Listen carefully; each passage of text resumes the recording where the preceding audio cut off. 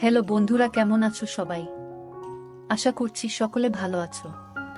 প্রিয় বন্ধুরা, আজকে তোমাদের জন্য নিয়ে এলাম আরও একটি নতুন গল্প। আশা করছি তোমাদের দাঁড়িয়ে যাবে, তাই ভিডিওটা শুরু থেকে শেষ পর্যন্ত দেখো। পরিমল সাহেবের ছোট সংসার। স্ত্রী ঝর্ণা এবং ছেলে জয়কে নিয়ে তিনি বেশ সুখে দিন কাটাচ্ছেন। পরিমল সাহেব উচ্চপদস্থ পদে চাকুরি করেন। তার বয়স 56 বছর, স্ত্রী ঝর্ণার বয়স 48 বছর, গৃহবধূ এবং ছেলে জয় 18 বছরের এক টবকবে তরুণ। জয়কে নিয়ে আজকাল পরিমল সাহেবের ভীষণ চিন্তা হয়। যা দিনকাল পড়েছে, ছেলেমেয়েরা তাড়াতাড়ি নষ্ট হয়ে যাচ্ছে। তিনি সারাদিন অফিস নিয়ে ব্যস্ত থাকেন, ছেলের দিকে নজর দেওয়ার সময় পান না। তবে ঝর্ণার উপরে তার আস্থা আছে। সে ছেলের সব খোঁজ খবর রাখে। মিসেস ঝর্ণা সারাদিন সংসারের কাজ নিয়ে ব্যস্ত থাকলেও ঠিকভাবে ছেলের দেখভাল করে। জয় নতুন কলেজে ভর্তি হয়েছে। ওর যেন নতুন জন্ম হয়েছে। নিজেকে অনেক বড় মনে হয়। তুষার জয়ের খুব ঘনিষ্ঠ বন্ধু।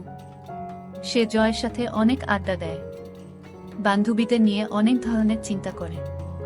তবে সবচেয়ে ভালো লাগে ভূগোলের ম্যাডামকে। জয় জানে ম্যাডামকে নিয়ে এসব চিন্তা করা অন্যায়, কিন্তু ওর মন মানে না। ম্যাডামের বয়স আনুমানিক 45 বছর হবে। বেশ লম্বা। ভূগোল ম্যাডামের ক্লাস শুরু হবার আগে জয় প্রতিদিন কলেজের করিডোরে দাঁড়িয়ে থাকে, কারণ ওখানে দাঁড়িয়ে থাকলে ম্যাডামকে ভালোভাবে দেখা যায়। ম্যাডাম যখন হাঁটেন তখন তাকে দেখতে অনেক সুন্দর লাগে। আজকে জয়ের মন ভালো নেই। রাতে ওর স্বপ্ন হয়েছে। এটা জয়ের কাছে নতুন নয়, এর আগেও হয়েছে, কিন্তু আজ স্বপ্ন ভূগোলের ম্যাডামকে নিয়ে হয়েছে। স্বপ্নটা দেখার পর থেকে জয় কেমন যেন একটা অপরাধবোধে ভুগছে। সকালে ঘুম থেকে উঠে জয় বাথরুমে ঢুকল। পরনের লুঙ্গিটা বালতিতে ভিজিয়ে রাখল, একটু পর কাজের মাসি ধুয়ে দিবে। জয় ঠিক করল আজ আর কলেজ যাবে না। এমন সময় জয়ের মা ঝর্ণা জয়ের রুমে ঢুকল। জয়কে বলল, আজকে কলেজ যাবি না? জয় উত্তর দিল, না মা, শরীরটা ভালো লাগছে না। জয়ের মা বলল, কেন বাবা, কি হয়েছে? জয় বলল, না মা, তেমন কিছু নয়। জয়ের মা আর কথা বাড়ালো না। সে বলল, ঠিক আছে, আজ আর কোথাও যেতে হবে না। টেবিলে খাবার দিচ্ছি, তুই খেতে আয়। ঝর্ণা ডাইনিং রুমের দিকে রওনা হলো। জয় পিছন থেকে তার মায়ের হেঁটে যাওয়া দেখছে। হঠাৎ ওর মাথা ঘুরে উঠল, শরীরটা ঝিমঝিম করতে লাগলো। অবাক চোখে জয় দেখল ওর মাকে। মাথার মধ্যে আবোলতাবোল চিন্তা জেঁকে বসল জয়ের। পরক্ষণেই মনে হলো, ও এসব কি ভাবছে? ছিছি, নিজের মাকে নিয়ে কেউ কখনো এ ধরনের চিন্তা করে? জয় মুখ ধুয়ে রুম থেকে বের হলো। তুষারকে ফোন করল। হ্যালো আন্টি, তুষার আছে? ওপাশ থেকে বলল, কে? জয় নাকি?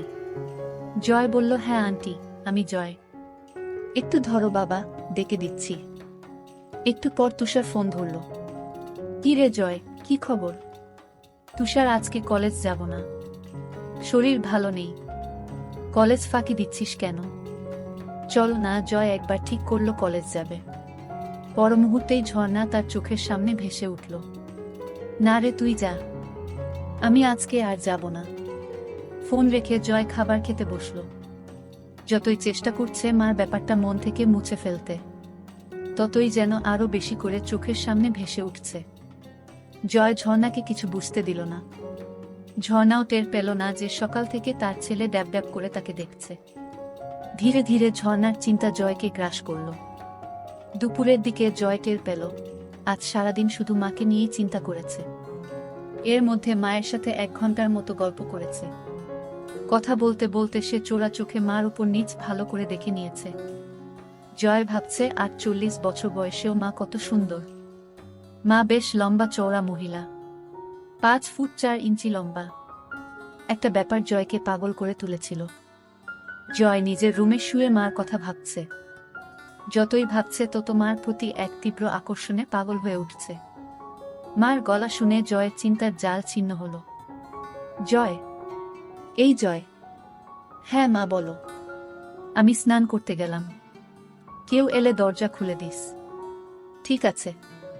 হঠাৎ জয়ের মাথায় একটা দুষ্ট বুদ্ধি চাপল। স্নান করা অবস্থায় দেখলে কেমন হয়, কিভাবে দেখবে ভেবে পাচ্ছে না। হঠাৎ ওর মনে পড়ল, ওরা যখন এই বাসায় প্রথম আসে তখন মার রুমের বাথরুমে ফলস ছাদে পুরানো মালপত্র রেখেছিল।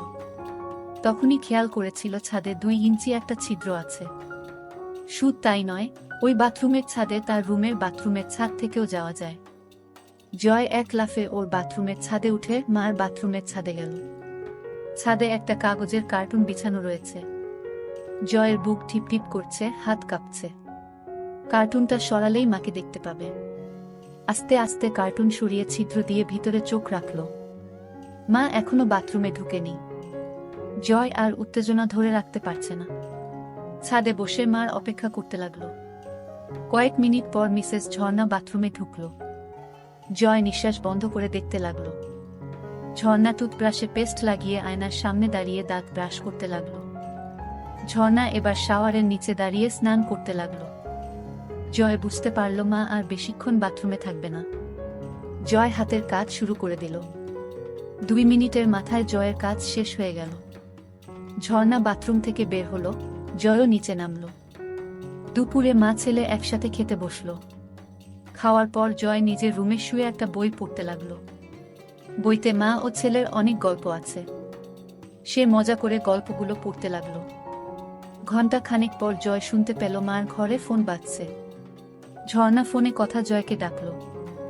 জয়, ঘুমাচ্ছিস নাকি? না মা, বলো।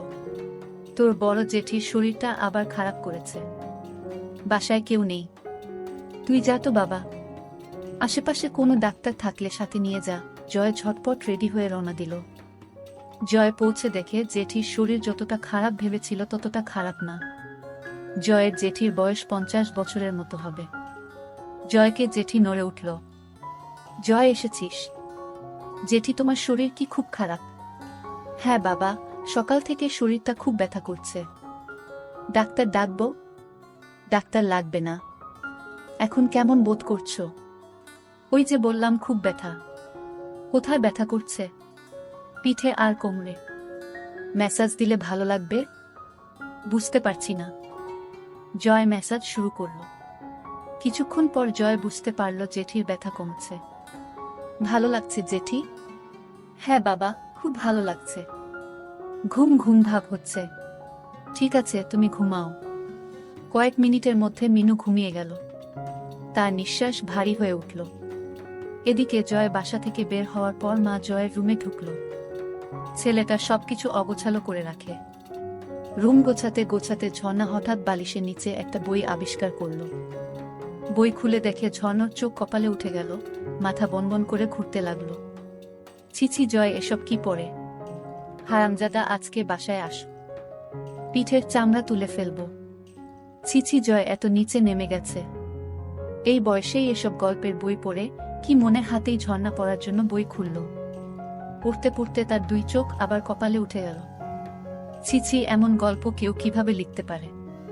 পড়ব না করেও ঝর্ণা গল্পটা পুরো শেষ করল। গল্প পড়ে ঝর্ণা আর থাকতে পারল না। এক দৌড়ে বাথরুমে ঢুকে হড়হড় করে বমি করে দিল।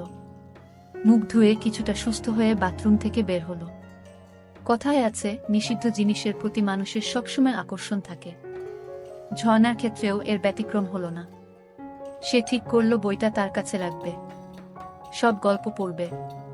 ঝর্ণা নিজের ঘরে ঢুকে বিছানায় আয়েশি ভূমিতে বসে বইটা খুলল।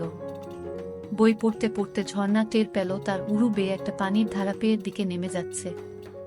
ঝর্ণা বুঝতে পারল ব্যাপারটা কি হচ্ছে। ঝর্ণা বুঝতে পারছে না জয়কে এই ব্যাপারে কোনো শাস্তি দিবে কিনা। বিকালে জয় বাসায় ফিরল। রুমে ঢুকে দেখে বইটা নেই। বাসায় মা ছাড়া আর কেউ নেই। তাহলে মা কি বইটা নিয়েছে? জয় প্রচণ্ড ভয় পেল। মা যদি বইটা নিয়ে থাকে তাহলে কি হবে? মা যদি গল্পগুলো পড়ে তাহলে খুব লজ্জার ব্যাপার হবে। সন্ধ্যার দিকে জয়ের সাথে ঝর্ণার দেখা হলো। কি রে, তোর জেঠির অবস্থা কেমন? এখন অনেকটা ভালো। মা ছেলের মধ্যে আরো কিছুক্ষণ কথাবার্তা হলো। ঝর্ণা রান্নাঘরে গেল। জয় তার রুমে এসে শুয়ে পড়ল। চোখ বন্ধ করতেই ঝর্ণার কথা ভাবতে লাগল। ওদিকে ঝর্ণা রান্নাঘর থেকে নিজের ঘরে যেয়ে বাকি গল্পগুলো পড়তে লাগল। বেশিরভাগ গল্পই মাছেলের নিয়ে। ঝর্ণা গরম হয়ে গেল। কি করবে ভেবে পাচ্ছে না। ঝর্ণা কি করবে? রান্নাঘরে বেগুন নেই। হঠাৎ মাথায় একটা বুদ্ধি এলো। ঝর্ণার মাথা খারাপ হয়ে গেছে, কি করছে নিজেই জানে না। হাতের কাছে মোম ছিল, সেটা দিয়ে সেদিনের মতো কাজ সারল। সন্ধ্যার পরে জয় আড্ডা মারতে বের হলো। এই ফাঁকে ঝর্ণা জয়ের রুমে ঢুকল। খুঁজতে খুঁজতে বিছানার নিচে কিছু সিডি পেল। একটা সিডি নিয়ে প্লেয়ারে চালিয়ে সোফায় বসল। ঝর্ণা অবাক হয়ে দেখছে, আড্ডায় জয়ের বন্ধুরা মেয়ে ছাড়া অন্য কোনো কথা বলে না। জয়ের আর আড্ডা ভালো লাগছে না। এই মুহূর্তে মাকে দেখতে ভীষণ ইচ্ছা করছে। সে বাসায় চলে এলো। এদিকে ঝর্ণা শুয়ে তার ছেলের কথা ভাবছে।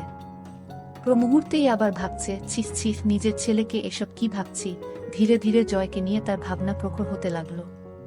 পরিমল সাহেবের বয়স হয়েছে, এখন আর আগের মতো ঝর্ণাকে তৃপ্তি দিতে পারে না। কখনো কখনো ঝর্ণার চরম পুলক হওয়ার আগেই পরিমল সাহেব হাঁপিয়ে যায়। সব মিলিয়ে ধীরে ধীরে ঝর্ণার সমস্ত ভাবনা জুড়ে তার ছেলে জয় এসে পড়ল। রাতে ঝর্ণা ও জয় একসাথে খেতে বসল। ঝর্ণা আর চোখে লক্ষ্য করল জয় ড্যাব ড্যাব করে তাকে দেখছে। মাঝরাতে জয়ের ঘুম ভেঙে গেল। এদিকে সারা রাত ধরে ঝর্ণা ঘুমাতে পারেনি। যখনই চোখ বন্ধ করে তখনই জয়ের চেহারা ভেসে ওঠে। ঝর্ণা বুঝতে পারছে না কি করবে। একদিকে ছেলের প্রতি নিষিদ্ধ টান, আরেকদিকে মা ছেলের সম্পর্ক। স্বামী তাকে যথেষ্ট ভালোবাসলেও তাকে সুখ দিতে পারে না। অবশেষে ঝর্ণা সিদ্ধান্ত নিল কাল দিনে জয়কে বাজিয়ে দেখবে। সে জয়ের মা। জয়ের মনে কিছু থাকলে ভয়ে সে সেটা প্রকাশ করবে না। প্রথম সুযোগ তাকেই দিতে হবে।